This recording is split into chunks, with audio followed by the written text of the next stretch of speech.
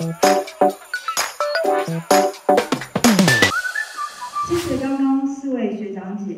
如果我们打破我们既有的一些专业格局的思考，我们刚刚其实听到的是4个年轻人，他们想尽各种办法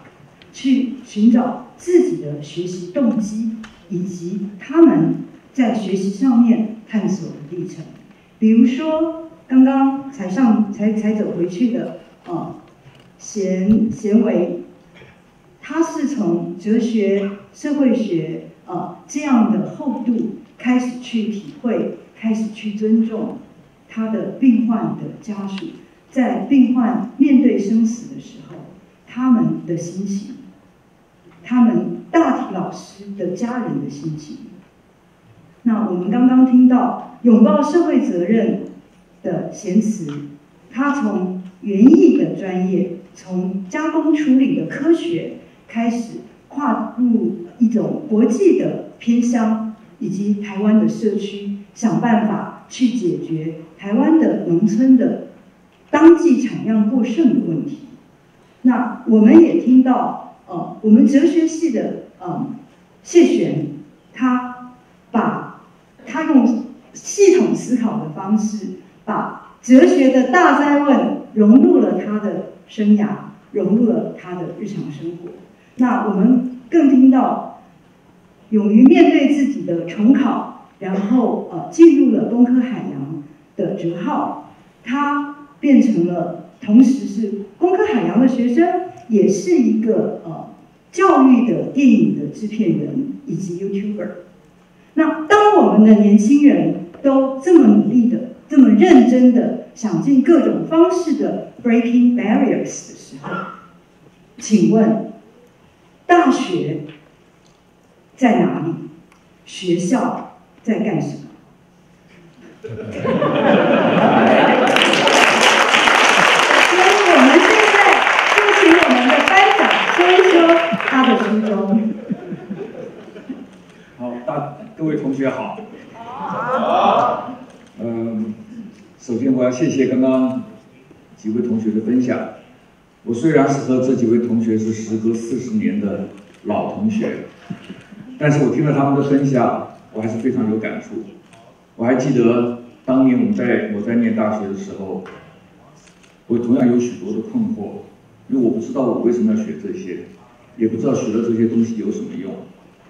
等到我离开校园的时候，不是像很多人一样是怀抱着自信，其实是充满迷惘，还有惶恐。这么多年来，我也一直很希望能有机会能够面对这样的问题，甚至有机会可以解决。所以今天我们有这样子的讨论，给了我一个机会，试着来回答这样子的问题。我们今天以 Pioneering the Future 作为题目，我就很希望我们这一班的讨论可以成为台湾未来大学与未来高教的开创者。那在今天这个时代这么样的不同，年轻的一代是数位的原生代，和他前几代的人又有许多上根本上的不一样。那这是我们自然会问，这个大学的未来到底是应该是什么样的？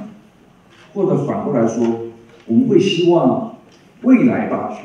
它是要怎么样来面对时代，符合时代的需求？这是我们今天要讨论的主题。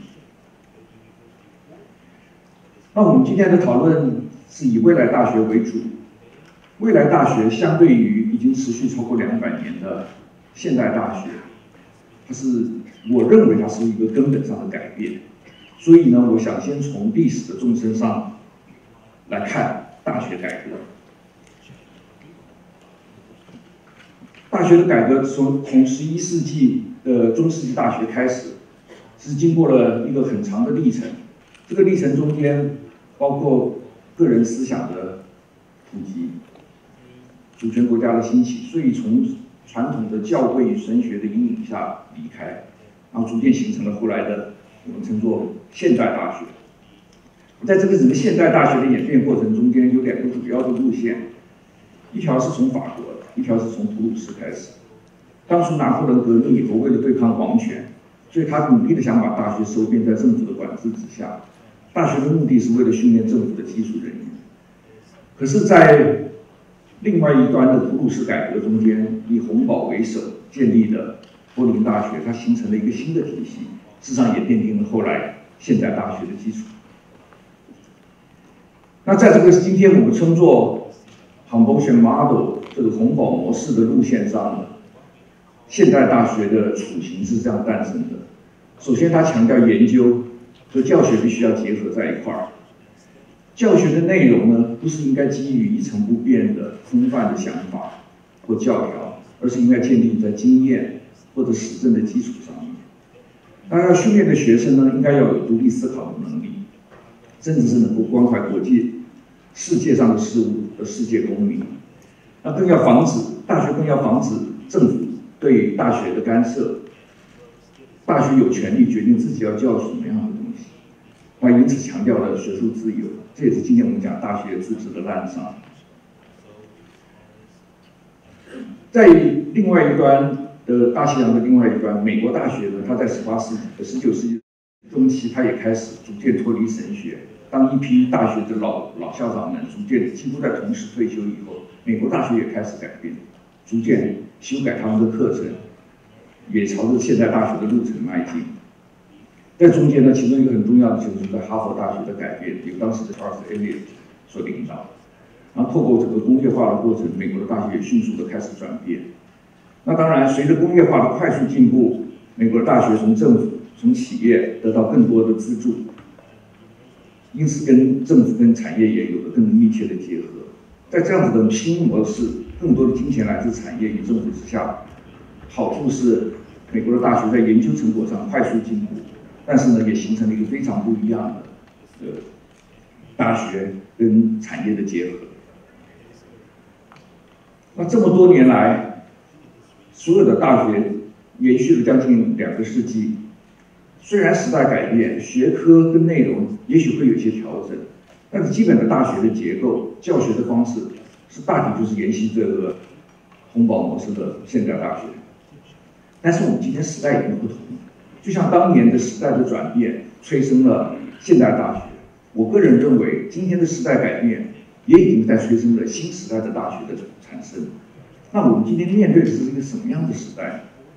首先，大家都知道，我们今天面对的是层出不穷、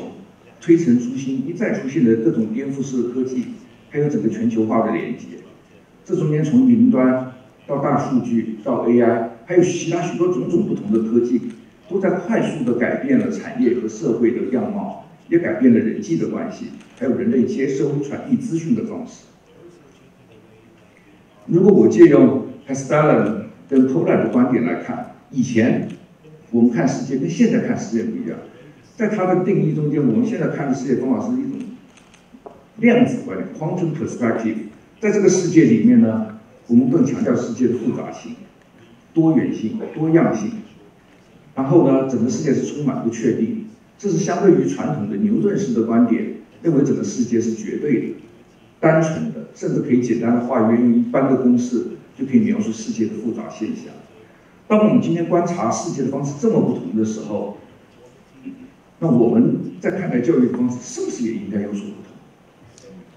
甚至在《纽约时报》的一篇报道中间，这是他们的一个观察：在未来的世界中间，也许每个人5年、3年就要换一份工作。换句话说，他必须长时期固定的不断学习新的知识，而整个学习的过程，它可能是一个长期不间断的延续过程，所以他甚至用这个名称称作 60-year curriculum。换句话说，你得长时期的学习。那这样的方式跟我们传统，至少在大学教育中，把我们生命中的学习定位或局限在一个4年期或者6年期，是完全不一样的想法。那当然，不是我们，只有我们才观察到这些现象。其实很多人都注意到这些现象，也因此开始对教育该如何回应这些时代的改变，做出了一些想法。譬如说，我们就看到非常多的新的教育的平台、新的概念的教育体系出现。譬如说，2008年出现的 Singularity University， 大家最熟悉的 Coursera 在2012年出现 ，Minerva School 也差不多在2013，还有各种各样的教育平台，大概都在2010几年出现。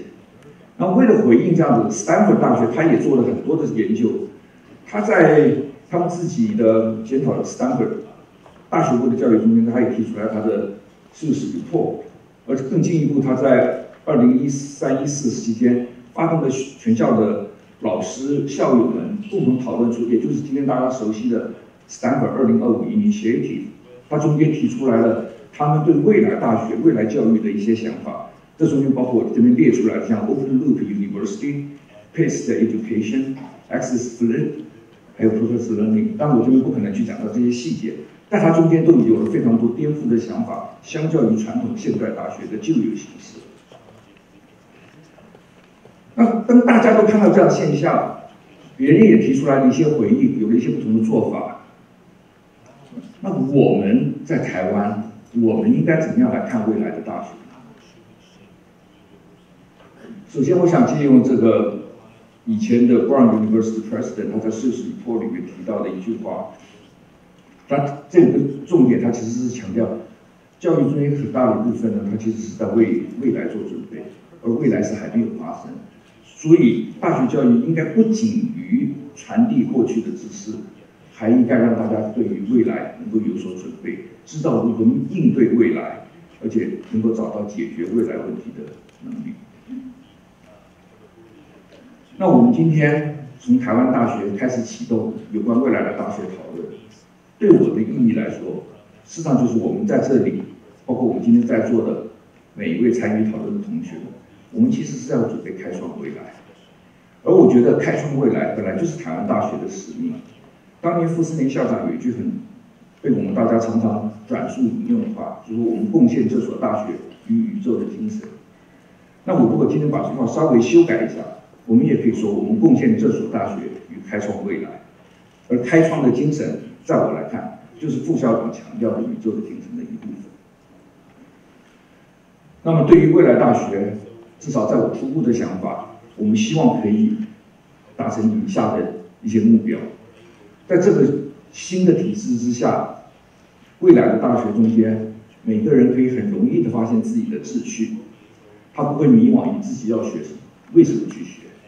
它中间它有充分的动机，自我学习，也能够自我实践。那更是因为大家能够在这个体系中间充分发挥所长，没有人被闲置，没有能力被浪费，所以更有助于加速群体智慧的累积。而且也因为大家可以在这地方充分合作，互相讨论，互相激荡，更有助于整个社会共同体的意识的形成。这是我们希望我们在讲未来大学的 University for the Future， 我们希望能够达成的目标。那么，我们今天以 Pioneering the Future 为题，我刚刚提到，我们是希望让所有参与的讨论都能成为台湾未来大学、未来高教的开创者。我们这一代的人，或者比我再小一点的人，我们这代有幸得到上一代前辈们的帮助跟庇佑，所以让我们有机会发展未来。所以我一直觉得我们这一代人有责任。为后来开启一个不一样的机会，所以我们今天有这样子的讨论，事实上就希望能够由下而上，汇聚大家的智慧，